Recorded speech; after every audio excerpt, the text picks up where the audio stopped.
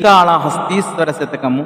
స్వామి ద్రోహము చేసి వేరొకని కొల్వంబోతినో, కాకనే నీ మాటన్ విననొల్ల కుండితినో, నిన్నే దిక్కుగా చూడనో, ఏమీ ఇట్టి వృధా పరాధినగునన్నీ దుఃఖవారాసి పీచి మజ్జంబున ముంచియుంపదగునా.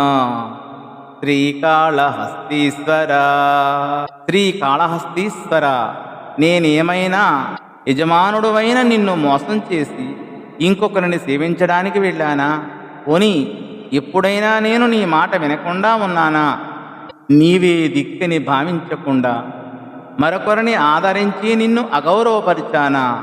ఇంతవరకు లేదే. మరెందుకు నా వంటి నిరపరాధిని ఈ దుఃఖసాగరములో ముంచేస్తున్నావు? ఇది నీకు న్యాయమా అని ఈ పద్య భావము. ధన్యవాదములు.